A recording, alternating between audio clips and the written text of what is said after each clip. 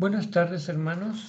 En este momento vamos a estar hablando sobre algunos ejemplos de motivos de disciplina de la iglesia, porque a veces no nos queda claro de por qué razones pues la iglesia puede disciplinar a algún hermano. A veces algunas personas piensan que pues podemos disciplinar a un hermano porque tenemos diferencias de opiniones y eso no es un motivo.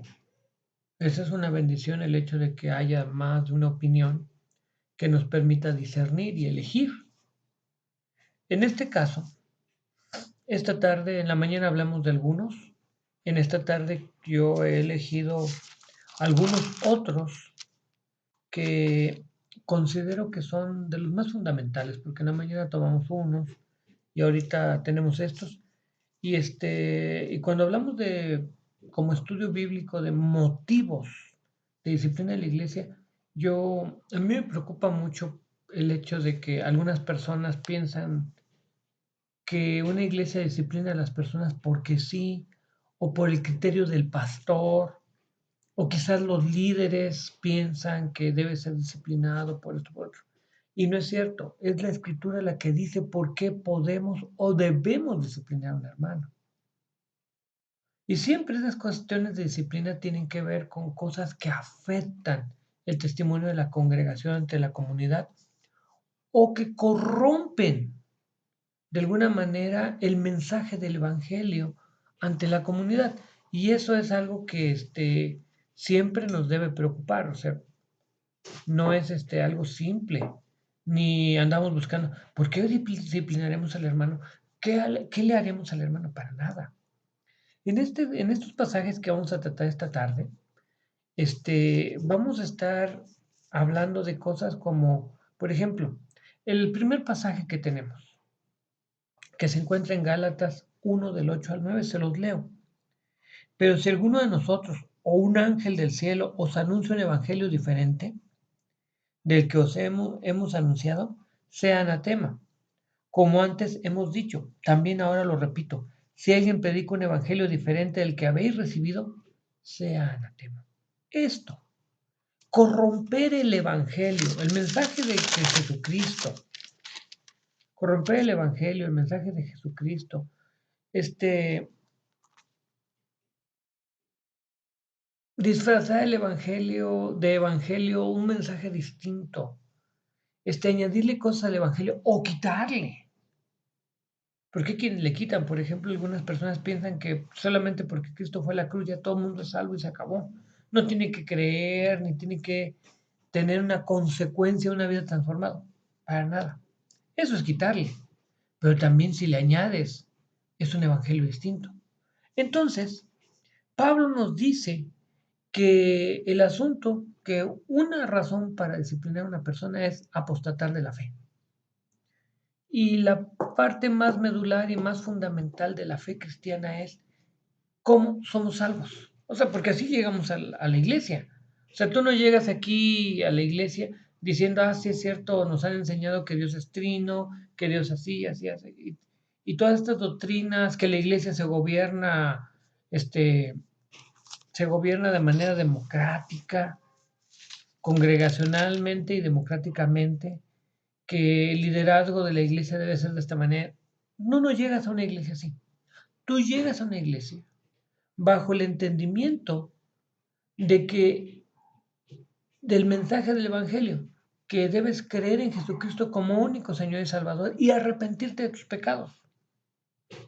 Eso es como llegas al evangelio, como llegas a la iglesia.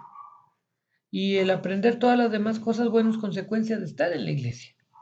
Entonces, lo primero que tenemos aquí en Gálatas es el asunto de la apostasía de la fe, o sea, la corrupción de las doctrinas y de doctrinas tan fundamentales como la doctrina de la salvación.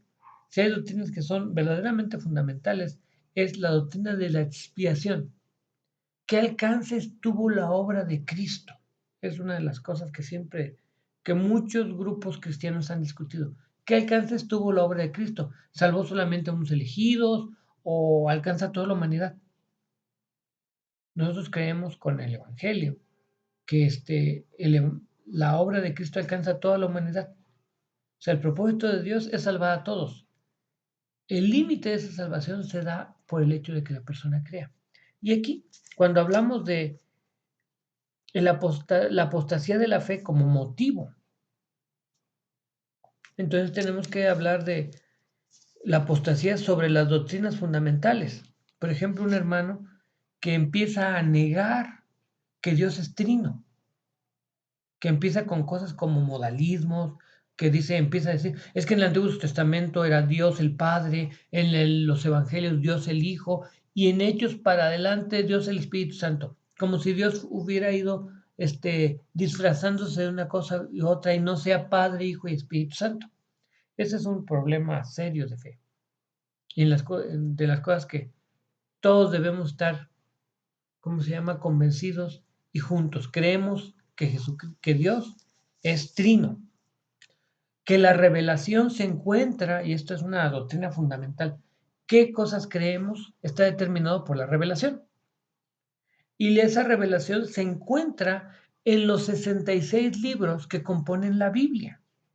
Si alguien tiene una Biblia con más de 66 libros, entonces tiene una Biblia que puede tener cosas que no debemos creer.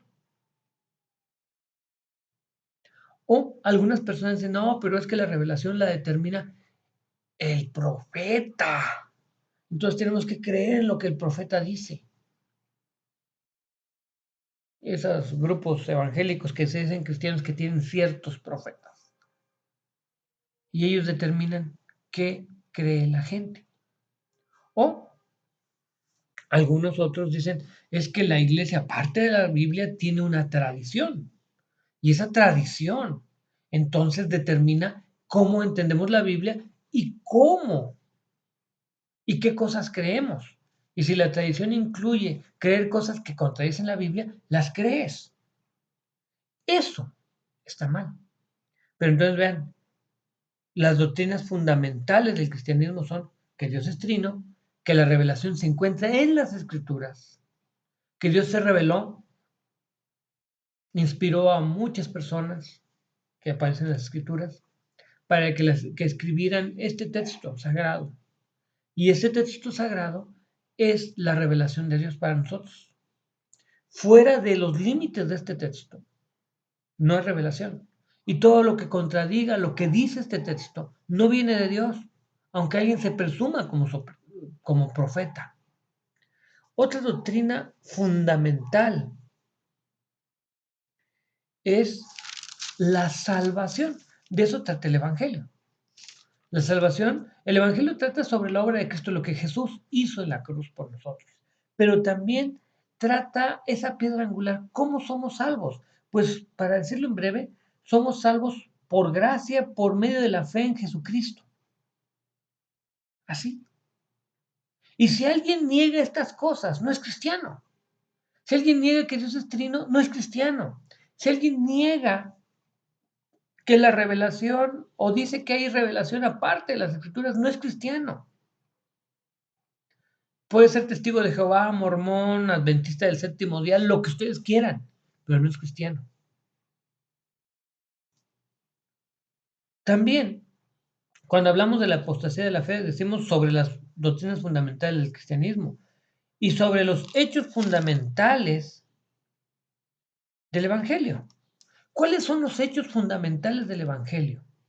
El primero es la encarnación, que Dios se hizo hombre, que Dios se hizo hombre a través de un nacimiento virginal en María, la que fuera esposa de José. Eso es fundamental. Que Jesucristo vivió una vida humana, completamente humana, porque Él era verdadero Dios y verdadero hombre. Y esta es una doctrina fundamental también. Esa personalidad de Jesucristo que es verdadero Dios y verdadero hombre al mismo tiempo. Y que vivió por 30 y tantos años, por como 30 años, una vida terrenal. Y que hizo su ministerio, que llamó a 12 apóstoles y les enseñó. Y creemos todo lo que dicen los evangelios, en todos los aspectos, milagros, palabras y hechos. Todo. Que fue a la cruz por nosotros. Esos son los hechos fundamentales. Entonces, la encarnación a través que Dios envió a su Hijo a través de María y nació de manera virginal, su vida y ministerio, su muerte en la cruz por nosotros para expiar nuestros pecados, su tumba, que estuvo 3 días en la tumba, viernes, sábado, domingo, resucitó, y luego que resucitó, y que no resucitó un espíritu, resucitó corporalmente. ¿Se acuerdan que en los evangelios dice que él comió, que lo tocaron, que abrazaron sus pies, que estaba comiendo con ellos un pescado y que también se comió un pedazo de panal? O sea, comió miel. Bueno, eso. Que resucitó, que estuvo como por 40 días con ellos y que ascendió al cielo y está entronizado con Dios y que vino el Espíritu Santo. Esos son los hechos fundamentales del Evangelio. Si alguien corrompe alguno de estos hechos, si alguien dice, no, yo no creo en... ¿Sabe qué? Eso es apostasía de la fe. Y eso está mal. Esos son los hechos fundamentales que enseña el Evangelio y esos son los hechos fundamentales que creemos porque creemos en Jesucristo y porque creemos en las Escrituras.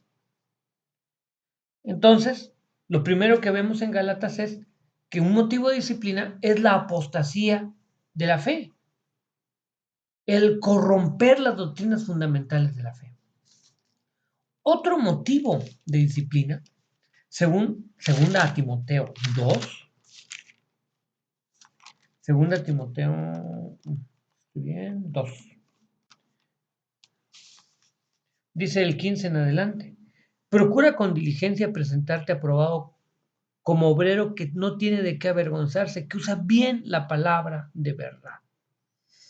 Lo primero que encontramos en Hechos 2 es que los cristianos, todos los cristianos, sin importar qué cristiano sea, que sea una persona muy humilde o que sea una persona muy educada, tienen que tener una recta interpretación de las escrituras. Y un motivo de disciplina es exactamente corromper la recta interpretación de las escrituras. Corromper la recta interpretación de las escrituras nos lleva a doctrinas raras, a enseñanzas disparatadas. O sea, a mí me encanta escuchar a los hermanos predicar y honestamente quizás ustedes han visto que yo soy reacio de invitar a predicar a ciertos hermanos que los escucho con gusto las predicaciones de todo el mundo, pero tengo problema con ciertas predicaciones donde el pastor habla de todo menos de las escrituras. Y habla de profecías, y habla de rarezas, y habla de esto, y habla del otro. Y las escrituras, ¿quién sabe? Y la recta interpretación de las escrituras, ¿quién sabe? ¿Saben? Eso es torcer la proclamación del Evangelio. En este texto dice que procura con diligencia presentarte a Dios aprobado como obrero que no tiene que avergonzarse. El concepto aprobado significa, tiene ese sentido de que usa bien la palabra de verdad, o sea, que traza bien el Evangelio, que proclama correctamente el Evangelio. Y la proclamación del Evangelio no solamente es la evangelización, sino del contenido de las enseñanzas de la palabra de Dios. Entonces, lo primero, cuando hablamos de la falta de rectitud en la interpretación, de una recta interpretación como motivo de disciplina, y vean que aquí a veces pensamos que solamente puedes disciplinar a los hermanos de la iglesia, no, los líderes son los que predican, los líderes son los que enseñan, y los líderes son responsables de una recta interpretación de las escrituras, de así trazar bien clarito el evangelio, de no torcer las enseñanzas del evangelio. Porque ¿qué dice? Pero evita profanas y vanas palabrerías porque conducirán más y más a la impiedad. O sea, cuando alguien tuerce las escrituras, cuando alguien toma enseñanzas de aquí, de allá y de acullá, eso solamente conduce al pecado. No conduce a la edificación ni nada. ¿Por qué? Porque esa persona está tomando fuentes de autoridad extrabíblicas, interpretaciones de alguien, que alguien supone que, interpretaciones escandalosas de las escrituras, interpretaciones étnicas de las escrituras. Es como cuando los gringos te dicen, ¿se acuerdan? Bueno, para aquellos que tienen muchos años el Evangelio, cuando todavía existía la URSS. La URSS era todo lo malo del mundo. Y después pasamos a Irak. Irak era la bestia. Y luego, y así hemos venido. Bueno, las personas que corrompen las escrituras han venido escribiendo libros que la verdad no vale la pena que la gente gaste dinero en eso. Ni que gaste su tiempo en leer esos libros. ¿Por qué? Porque esas personas tienen fuentes externas. Tienen ¿cómo podríamos decir? Prejuicios. Y para interpretar rectamente las escrituras, porque es donde estamos, lo primero es que hay que borrar nuestros prejuicios para acercarte bien. Y hay que oír bien lo que dice la escritura. Hay que ver bien, bien claro qué dice y oír bien lo que dice. O sea, usar todos los sentidos para entender la escritura, para poderla interpretar correctamente. Antes que nada, eso es previo. Y si alguien tiene una fuente externa y está escuchando sermones en los radios y escuchando ideas aquí y allá, y esas ideas no se ajustan a las escrituras, porque no se ha molestado en leerlas, entonces esa persona está corrompiendo la interpretación. El último versículo dice, dice ahí, así, dice, y su palabra comerá como gangrena, y ya saben que la gangrena es algo terrible que destruye al ser humano. Así aconteció con Himeneo y Fileto, que se desvieron de la verdad diciendo que la resurrección ya se efectuó y trastornan la fe de algunos. Pero el fundamento de Dios está firme teniendo este sello. Conoce el Señor a los que son suyos y apártese de todo aquel que invoca, y aparte de maldad todo aquel que invoca el nombre de Cristo. Y obviamente, una cosa que el Evangelio no tolera es el pecado. O sea, no tolera el pecado. En los versículos siguientes habla de que en una casa grande hay utensilios de oro y plata que son muy honrosos y de usos honrosos y otros para usos comunes. Así que si alguno se limpia de estas cosas, será instrumento para honra, santificado, útil al Señor y dispuesto para toda buena obra. Y saben, el punto aquí es que una mala interpretación de las escrituras siempre tolerará el pecado. Nunca va a hablar en contra del pecado, nunca va a decir nada en contra del pecado. Pero ese es el problema con la falta de recta interpretación de las escrituras. Cuando hay una recta interpretación de las escrituras donde dice la Biblia que una cosa es pecado, esa cosa es pecado y se acabó. No hay tolerancia. Si la escritura dice que Dios se opone y que odia y que quien hace esto y aquello, no irá al cielo, entonces y el predicador tiene que decirlo, pena y todo, porque no quiere, quizás no quiera ofender a nadie, pero hay que decirlo para que las personas estén al tanto. ¿Estás en este camino? Tu destino es el infierno. ¿Estás en este camino? Tu destino es el cielo.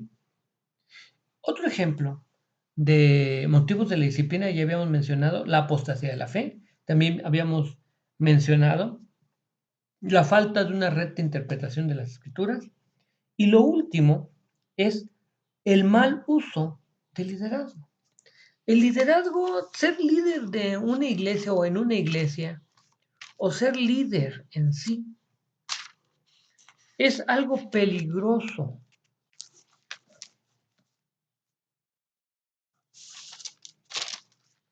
¿Por qué es algo peligroso? Vean lo que dice aquí.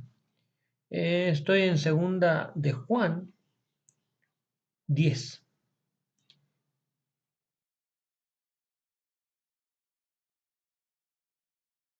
Dice, si alguno viene a vosotros y no trae esta doctrina, no lo recibáis en casa ni digáis bienvenido. 11. Porque el que dice bienvenido participa de sus malas obras. Y en el 9, sí, pues, como nos sirve de contexto, dice, cualquiera que se extravía y no persevera en la doctrina de Cristo, no tiene a Dios. El que persevera en la doctrina de Cristo, ese sí tiene al Padre y al Hijo. Si alguno viene a vosotros y no trae esta doctrina, no lo recibáis en casa ni le digáis bienvenido, porque el que le dice bienvenido participa en sus malas obras. Y vean, hay personas que son líderes, personas que toman papeles de liderazgo, pero se extravían de la fe, pero no perseveran en la doctrina de Cristo. Y perseverar en la doctrina de Cristo implica el creer en Cristo como Señor y Salvador. Jesucristo es el Señor y Salvador. El creer que Él es el Señor de la iglesia y entonces actuar, y por eso hablamos de liderazgo, actuar en ese orden eclesiástico como hermanos. Por eso tenemos un orden democrático. Y luego aquí dice, hablando de la doctrina de Cristo, ¿se acuerdan que a través de Cristo entendemos la Biblia y conocemos a Dios? Así que si alguien se extravía y no persevera en la doctrina de Cristo, primero no puede conocer a Dios. Y segundo, no puede tener una relación correcta con los hermanos. Porque cuando una persona se extravía del Evangelio, por ejemplo, quiere ser el jefazo en la iglesia. Y en la iglesia pues todos somos iguales. Realizamos funciones distintas posiblemente, pero somos iguales. Por eso la iglesia es una democracia. ¿Qué más? Dice, y entonces dice, el que persevera en la doctrina de Cristo, ese sí tiene al Padre y al Hijo. Y entonces una señal de que una persona es un verdadero creyente, sea líder o no, es que persevera en la doctrina de Cristo, en las enseñanzas de Jesús, en las enseñanzas de los apóstoles. Y esa persona dice, es un creyente. Y ya luego dice, si alguno viene y no trae esta doctrina, no lo recibáis ni le diga en casa, ni le digáis bienvenido, porque el que le dice bienvenido, participa en sus malas obras. Debemos recordar que en aquel entonces la mayoría de los hermanos, predicadores y maestros itinerantes que iban por las iglesias, pues necesitaban el apoyo para seguir avanzando. Necesitaban uno, que donde llegaran los hospedaran y les dieran el sustento. Y ya cuando se iban, que les ayudaran para seguir adelante. Eso era una costumbre y sigue siendo una costumbre en muchos lugares. Por eso se les da la ofrenda de amor a los hermanos, para que sigan adelante en la obra. Pero aquí Juan nos dice que tengamos cuidado de sostener personas que pervierten el Evangelio. Esas personas deberían estar disciplinadas. Por un lado, apoyarlas, recibirlas en casa. Está pervirtiendo el Evangelio, lo recibimos en casa y le ayudamos. Incluso al irse le damos una ofrenda. Entonces, eso no lo haga, por favor. ¿Por qué? Porque esta persona que está usando mal su liderazgo, esa persona que está abusando de la confianza y usando mal el liderazgo, esa persona al ayudarle a usted, al financiarle a usted, le está dando oportunidad de que corrompa a otros. Y eso no está bien. No debería estar. No deberíamos apoyar esas cosas. Pues es muy importante que conozcamos a quienes apoyamos y a quienes recibimos. Muchas personas se dicen hermanos y te dicen, no, yo no traigo ninguna doctrina. No existe ninguna persona que no tenga una doctrina. Y menos si es un predicador. Todos los predicadores predican alguna doctrina, aunque sean ignorantes de lo que predican. Yo digo porque hay personas que no saben ni siquiera qué escuela teológica están predicando. Y hablan, dicen. Y esto es lo que Juan advierte. Cuidado con estas personas. ¿Por qué? Porque estás apoyando el pecado de alguien. Así que cuando tenemos, en este caso, estos motivos de disciplina, es la apostasía de la fe, o sea, ese corromper el evangelio, el, el corromper las doctrinas fundamentales de la fe cristiana, el corromper los hechos fundamentales del evangelio, también la falta de recta interpretación de las escrituras. ¿Se acuerdan? Dice que tenemos que trazar así derechito lo que es el evangelio, así como quien traza un surco derechito, así se debe presentar el evangelio. Y tener cuidado cómo usamos el liderazgo. Porque aunque pocas veces hemos visto que ¿cómo se llama? Se le disciplina a un líder, es una responsabilidad grande lo que enseñamos o dejamos de enseñar, o la manera en que enseñamos. Incluso en el contexto aparece un líder que está haciendo mal uso del poder del liderazgo. Y a veces las personas están en el liderazgo y mal usan la oportunidad que debería ser de ser una bendición. Lo mal usan y van transquiversando el evangelio. ¿Y qué dice el texto? Ten cuidado, no lo recibas, no participes en su pecado. Tú los apoyas y participas en su pecado. Ahora, todas las cosas son advertencias, porque puede ser alguien diga, pero hermano, yo no soy líder de la iglesia, como usted ahorita no es líder de la iglesia. Pero el día de mañana, ¿quiénes deben ser los líderes de la iglesia? Las personas que tienen la esperanza en la fe experiencia en la fe de Jesucristo. O sea, seguramente usted con el tiempo enseñará a alguien, compartirá el evangelio, discipulará a alguien. O, o quizás con el tiempo se vea en la necesidad o en la oportunidad de tomar una clase de escuela dominical, la que sea. Puede ser de niños, puede ser de jóvenes, de adultos o de ancianitos. Y usted es responsable de tener un buen liderazgo entre ellos, de enseñar, interpretar rectamente las escrituras y de guardar claramente las doctrinas fundamentales de la fe. Para eso, obviamente, hay que conocerlas. Entonces, vean cómo sí es cierto. Quizás ahorita usted diga, yo no soy líder. No, no es líder. Yo, pues en realidad yo no enseño el evangelio. Debería. Yo, pues no interpreto las escrituras, para eso está el pastor. Pero nosotros creemos en el libre examen de las escrituras. O sea, nosotros como creyentes tenemos que acercarnos a las escrituras y tratar de comprenderlas. Eso es fundamental en la fe cristiana. Y tenemos que hacer estas cosas, porque eso es lo que demanda el ser cristiano. Y si alguien corrompe estas cosas, son motivos de disciplina. Pocas veces las personas son disciplinadas por eso. Puede ser que alguien tiene un error doctrinal y, y se le tolera, se enseña bien en la iglesia, se tolera su criterio, se le permite su libertad de conciencia.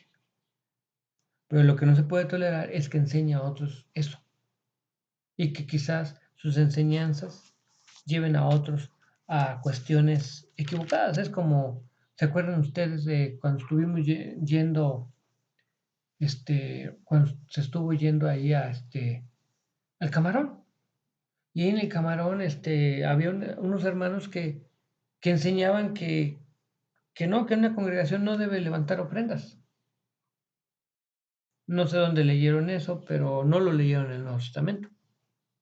Y entonces, esas personas impedían que se recogieran ofrendas a la hora de los cultos. ¿Por qué? Porque había un hermano que enseñaba eso y se le toleró y después se contaminó toda la congregación. Cuando dejamos de ir, porque ellos nos pidieron que ya no fuéramos, luego después nos buscaron y dijimos, bueno, hermano, pues ustedes necesitarían financiar el hecho de que alguien venga. Y dijo, no, pues es que no podemos. porque no pueden sostener el ministerio de la iglesia que quieren formar, porque no recolectan ofrendas para Dios, para la obra de Dios. No recolectan diezmos y ofrendas. O sea, vean como una pequeñísima enseñanza, una mosquita, cómo desvía a la gente y entonces ya no pueden hacer la obra de Dios. Son situaciones así. ¿Por qué? Porque alguien enseñaba así y se le toleró. Y se permitió que otros llegaran ahí que ni siquiera eran, no eran verdaderos evangélicos seguramente, o no eran, más bien no eran bautistas, que enseñaran bien las escrituras. ¿Sí? Y resulta que finalmente nos pidieron que, pues ya no. Y luego, esas malas enseñanzas llevaron a que pues no pudiera florecer ahí una iglesia. Por eso les digo, puede ser que esto suene drástico. ¿Cómo disciplinar a un hermano porque tiene una ideíta? No, las doctrinas son fundamentales, porque las doctrinas te llevan a prácticas y las prácticas te llevan al ser de la iglesia, te llevan a cómo te manejas como congregación. Por eso, en el Nuevo Testamento ellos no se tentaban el corazón para disciplinar.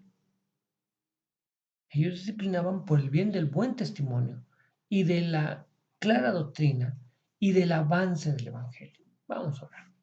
Señor Todopoderoso, queremos rogarte que tomes en tus manos nuestra vida, que bendigas la palabra expuesta, que los hermanos puedan volver a revisar estas escrituras, que puedan corroborar que lo que decimos es correcto y que puedan reconocer que los motivos de disciplina siguen siendo fundamentales e importantes para formar, para formar el testimonio cristiano y para alcanzar al mundo para ti. Te lo rogamos, Padre, en Cristo Jesús. Amén.